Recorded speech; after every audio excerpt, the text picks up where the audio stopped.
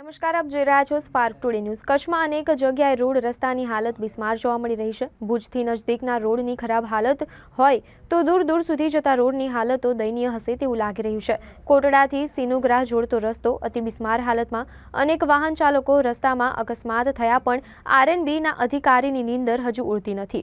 આરએનબીના અધિકારી તેમજ તેમના મળતિયા દ્વારા પોતાને લાભ થાય તેવા રોડ બનાવીને ભ્રષ્ટાચાર આચરતા હોવાની બૂમો ઉઠવા પામી છે। હાજા પરથી થરાવડા રસ્તા તો ગાડા વાટ સમાન બન્યા છે।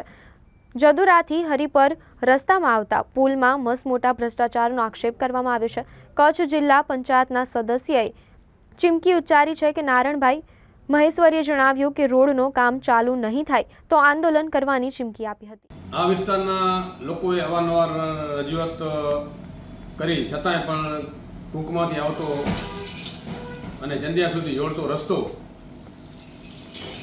ને અંજારને સાવ નજીક થાય વિસ્તારમાંથી તે રસ્તો ઘણા સમયથી ખૂબ જ ખખડધજ હાલતમાં છે, જે લોકોને હાલવામાં બહુ જ મુશ્કેલી થાય છે।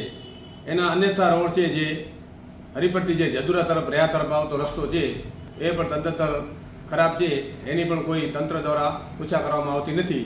છેલ્લા 12 મહિના પહેલાં જે પુલને બન્યા છે તેના પછી આ રસ્તાને કોઈ જોવામાં આવ્યો નથી।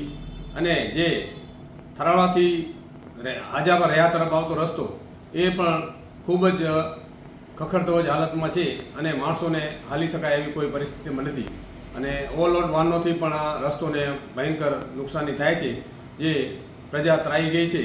જો આ રસ્તાઓ સત્વરે ચોમાસું પૂરું થતાં શરૂ કરવામાં નહીં આવે તો આ પ્રજા આ વિસ્તાર અને કોંગ્રેસ દ્વારા વિરોધ કરવામાં આવશે, જે તંત્રને ચીમકી આપીએ છીએ।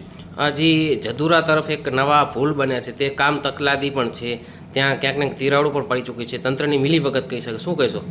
હા, એમાં પણ કામમાં થોડીક આપણે એમ થાય કે કામ ગુણવત્તાપૂર્વક નથી એવી રજૂઆત આ વિસ્તારના આગેવાનો દ્વારા કરવામાં આવી હતી, પણ છતાંય તંત્રએ એમાં ધ્યાન આપ્યું નથી અને એ જ પરિસ્થિતિ ક્યારેક મુશ્કેલી સર્જે એવી હાલત પણ ઊભી થઈ શકે છે।